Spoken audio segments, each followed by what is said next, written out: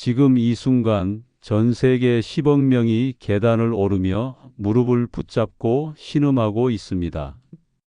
여러분도 그중 한 분이시죠? 저 역시 그렇습니다. 30년간 정형외과 전문의로 수많은 환자분들의 무릎을 치료해 왔지만 막상 제 무릎이 욱신거릴 때는 환자분들의 그 마음을 더 절실히 이해하게 됩니다.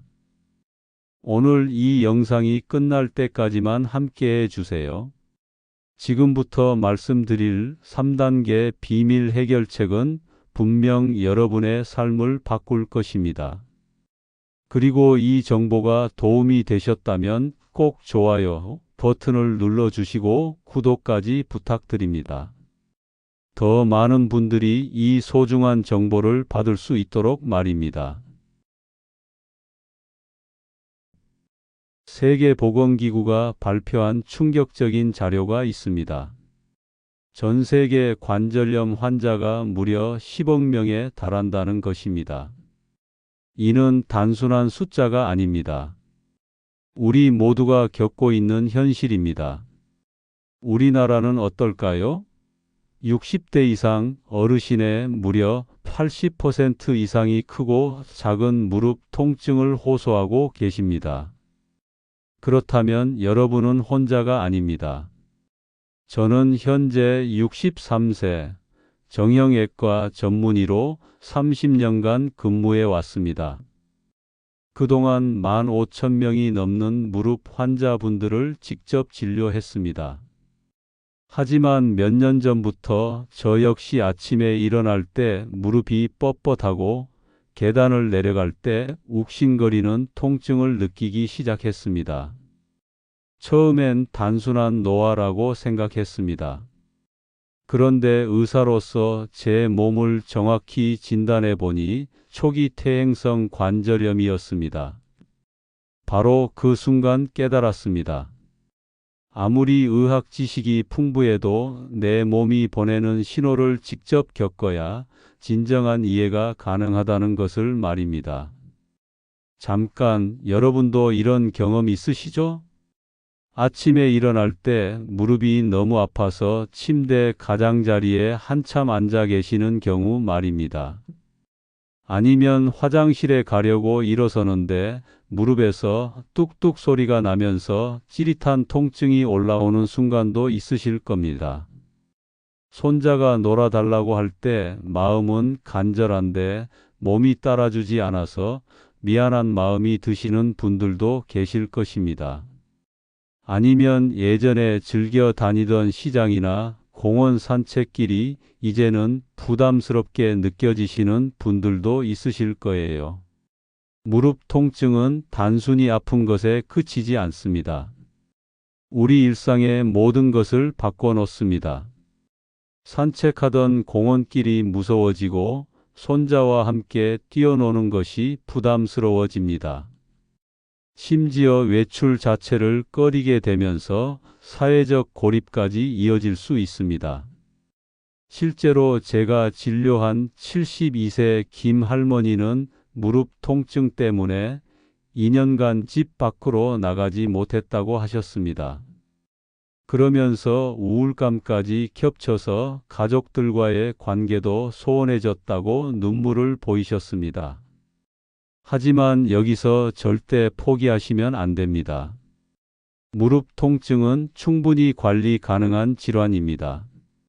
제가 오늘 말씀드릴 3단계 비밀 대처법을 통해 여러분도 다시 활기찬 일상을 되찾으실 수 있습니다.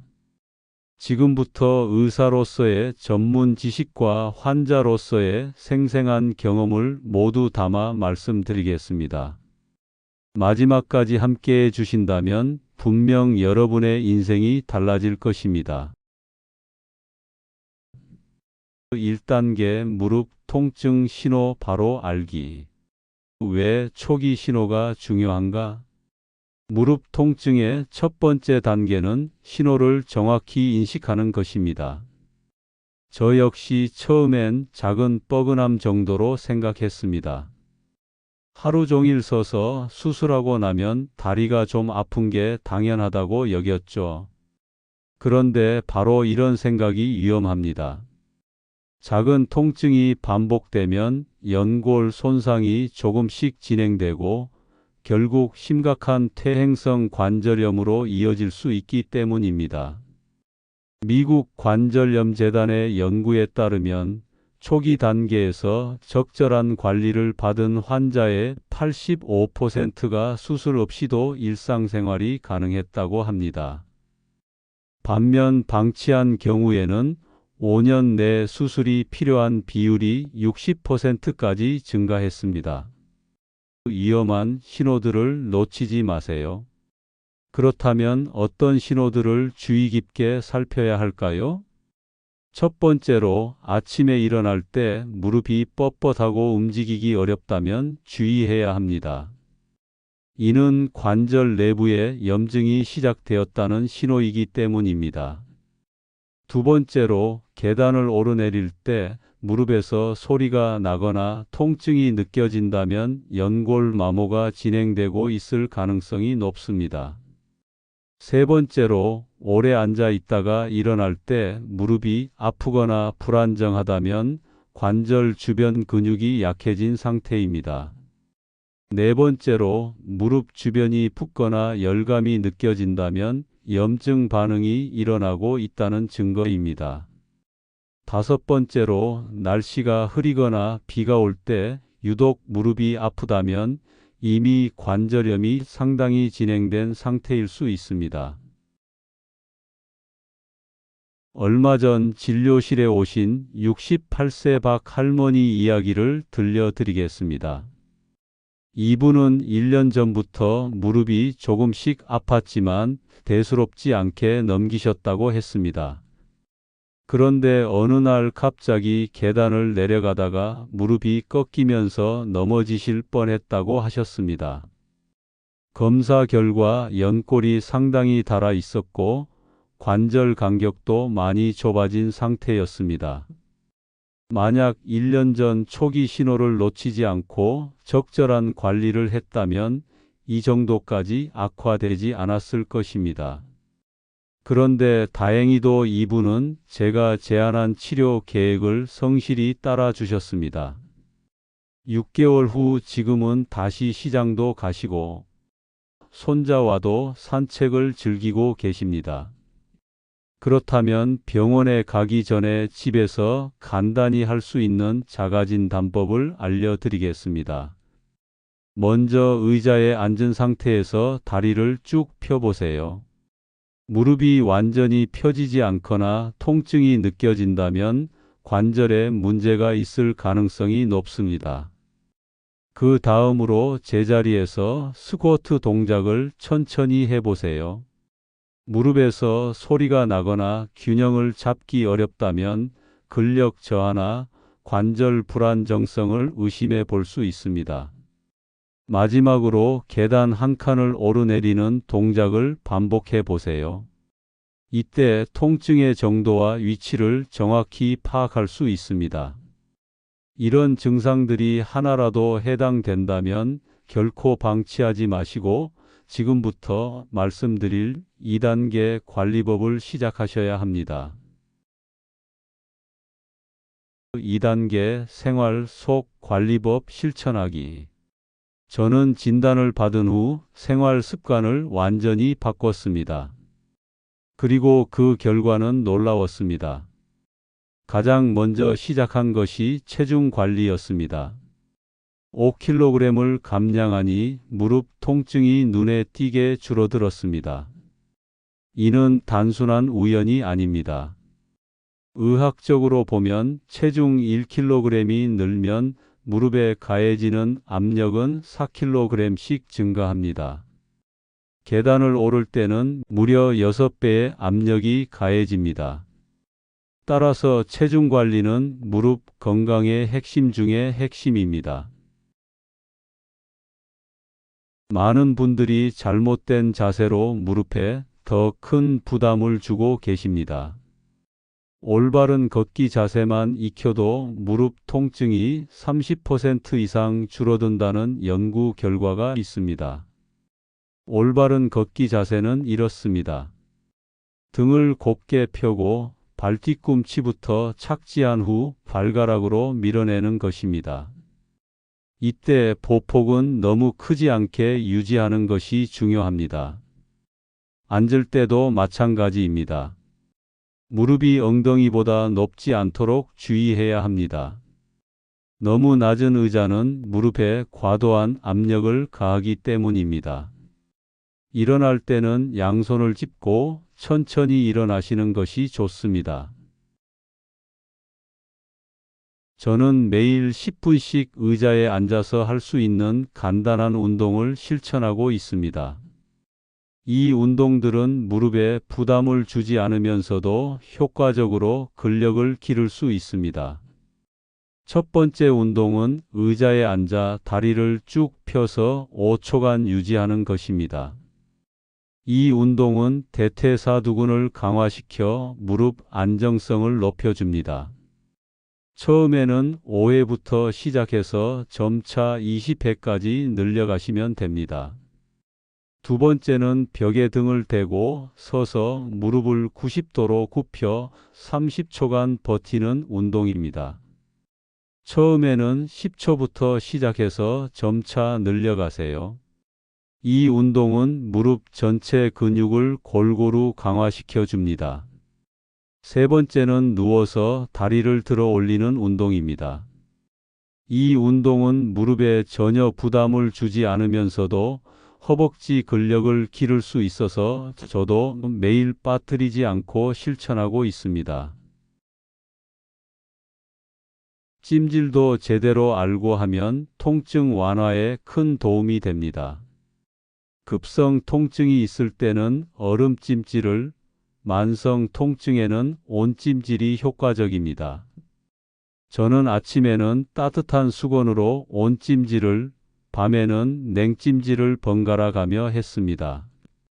찜질 시간은 15분에서 20분이 적당합니다. 너무 오래 하면 오히려 피부에 손상을 줄 수 있으니 주의하세요. 특히 당뇨가 있으신 분들은 감각이 둔해져 있을 수 있으므로 더욱 조심하셔야 합니다. 72세 이 할아버님은 6개월 동안 꾸준히 체중을 관리하고 운동을 실천하신 결과 무려 8kg을 감량하셨습니다. 그 결과 무릎 통증이 현저히 줄어들어 다시 등산을 시작할 수 있게 되셨습니다. 이분께서는 운동이 힘들다고 포기할 뻔했는데 하루 5분씩만 투자해도 이렇게 달라질 수 있다는 걸 몰랐다고 말씀하셨습니다. 지금도 매주 저에게 감사 인사를 전해오고 계십니다. 반대로 무릎에 좋지 않은 습관들도 있습니다. 쪼그려 앉기, 양반다리, 무릎 꿇고 앉기는 반드시 피하셔야 합니다. 또한 급격한 방향 전환이나 점프 동작도 무릎에 큰 부담을 주므로 주의가 필요합니다. 신발 선택도 매우 중요합니다. 굽이 높거나 밑창이 딱딱한 신발보다는 쿠션감이 좋은 운동화를 신으시는 것이 좋습니다. 특히 집에서도 슬리퍼보다는 쿠션이 있는 실내화를 신으시길 권합니다. 무릎 건강을 위한 영양 관리. 음식도 무릎 건강에 큰 영향을 미칩니다. 무릎 건강에 도움이 되는 음식들이 있습니다. 오메가3가 풍부한 등푸른 생선, 항염 효과가 있는 견과류, 연골 구성 성분인 콜라겐이 많은 닭발이나 도가니탕 등을 적절히 드시면 도움이 됩니다. 반면 염분이 많은 음식이나 당분이 높은 음식은 염증을 악화시킬 수 있으니 줄이시는 것이 좋습니다. 특히 가공식품이나 인스턴트 음식은 가능한 한 피하시는 것이 좋습니다. 그런데 이런 관리법으로도 통증이 계속된다면 어떻게 해야 할까요? 바로 3단계 전문적 도움이 필요한 시점입니다.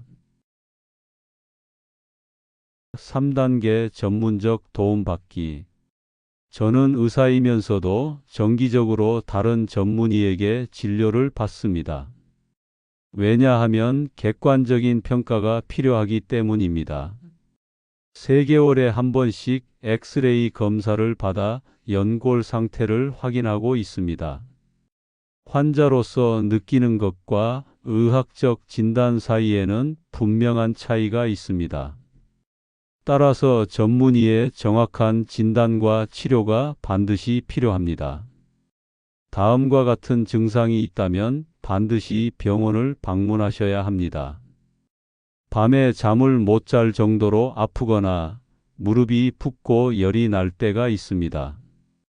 또한 무릎이 완전히 펴지거나 굽혀지지 않을 때, 그리고 걷기 어려울 정도로 통증이 심할 때도 마찬가지입니다. 이런 증상들은 단순한 노화가 아니라 치료가 필요한 질환의 신호일 가능성이 높습니다. 따라서 절대 참고 견디지 마시고 전문의와 상담받으시기 바랍니다. 무릎 치료는 단계적으로 접근합니다. 이는 환자의 부담을 최소화하면서도 최대의 효과를 얻기 위함입니다. 1단계는 약물 치료입니다. 소염 진통제나 연골 보호제를 통해 염증을 줄이고 통증을 완화합니다. 저도 초기에 3개월간 연골 보호제를 복용했습니다. 2단계에서 약 70%의 환자가 증상 호전을 보입니다. 2단계는 주사 치료입니다. 히알루론산 주사나 스테로이드 주사를 통해 관절 내 염증을 직접 치료합니다.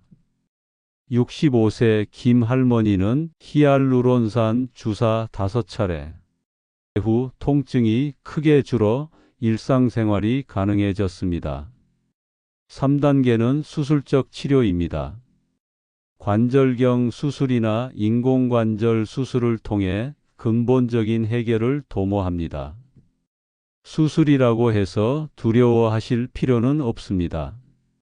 현재 의료 기술의 발달로 매우 안전하고 효과적인 치료가 가능합니다.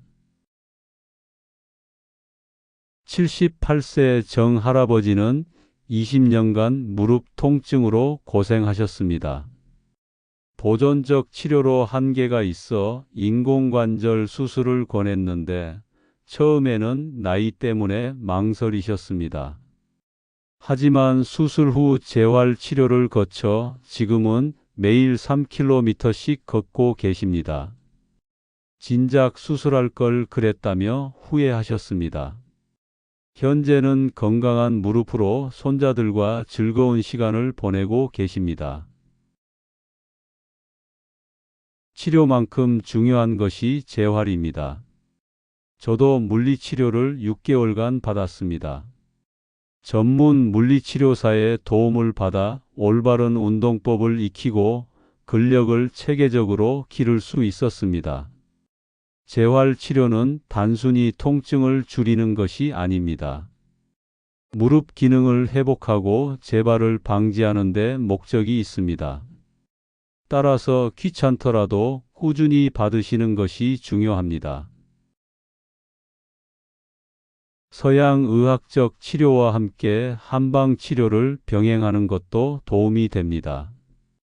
침 치료나 한약 치료를 통해 전신의 기혈 순환을 개선하고 자연 치유력을 높일 수 있습니다.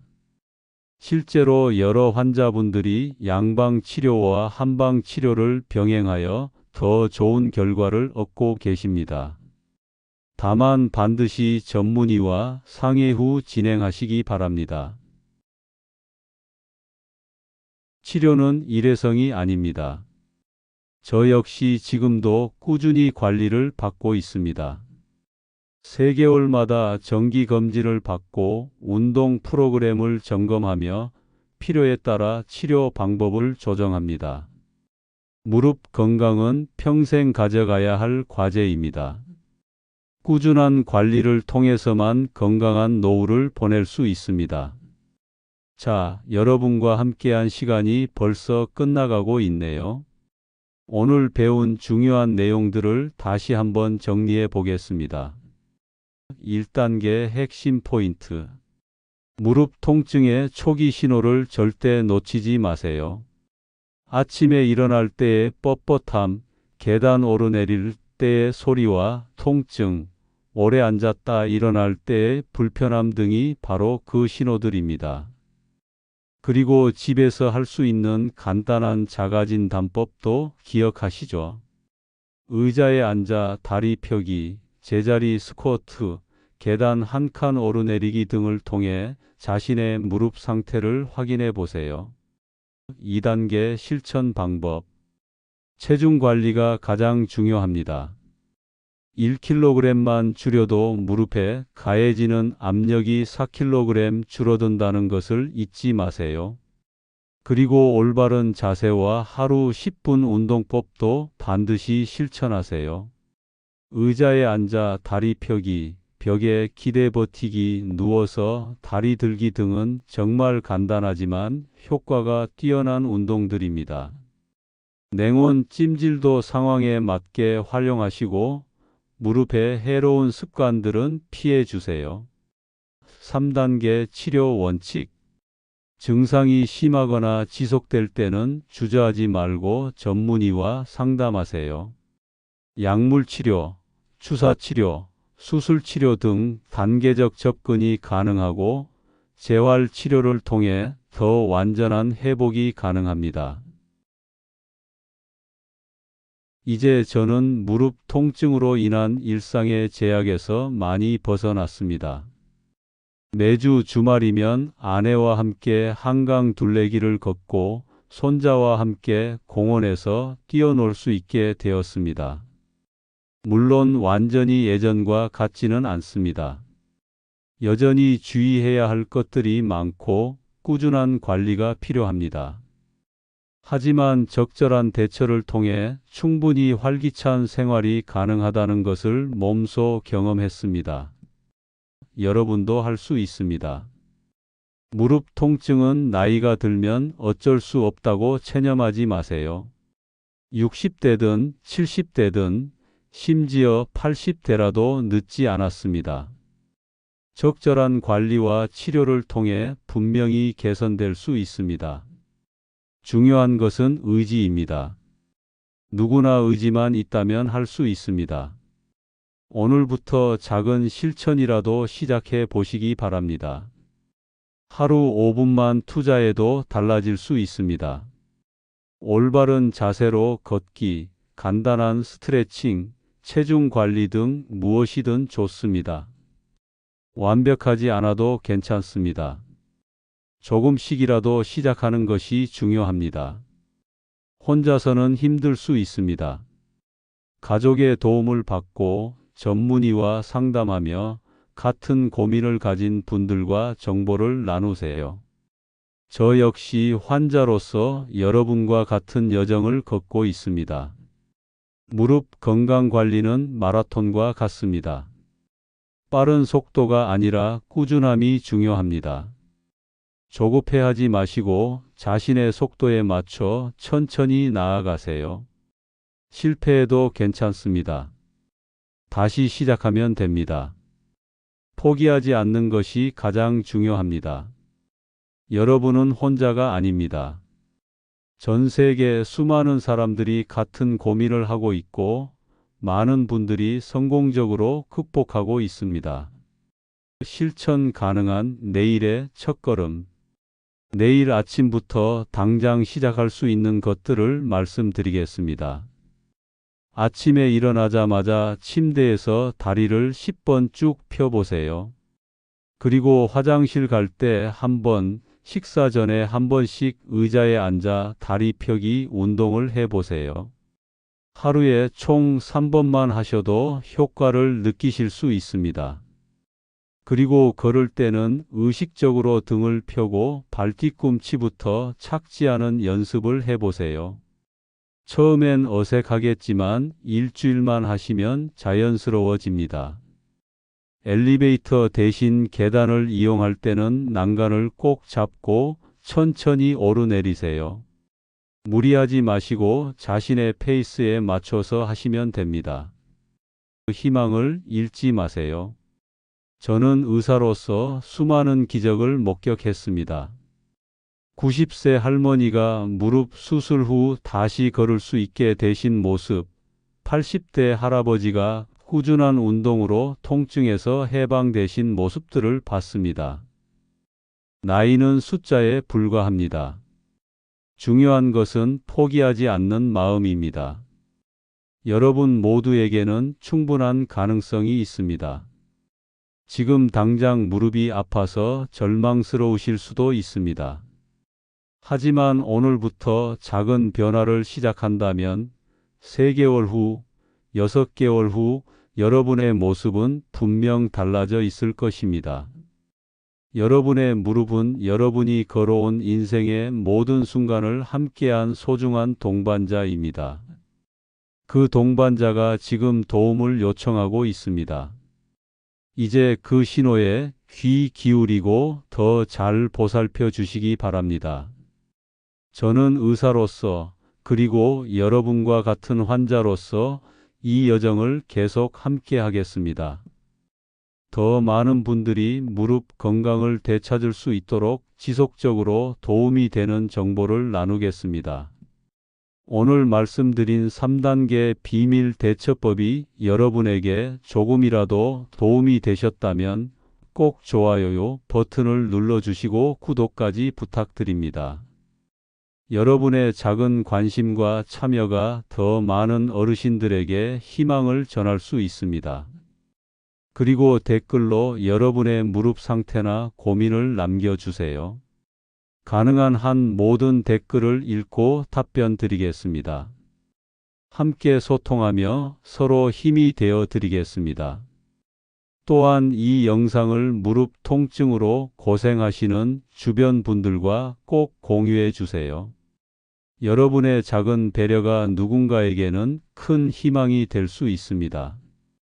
건강한 무릎으로 더 행복한 일상을 만들어 가시기를 진심으로 바랍니다. 여러분 모두 할 수 있습니다. 포기하지 마세요. 다음 영상에서는 무릎에 좋은 음식과 나쁜 음식에 대해 더 자세히 알려드리겠습니다. 벌써부터 기대되시죠? 오늘도 끝까지 함께해 주셔서 정말 감사합니다. 여러분의 건강한 내일을 응원합니다.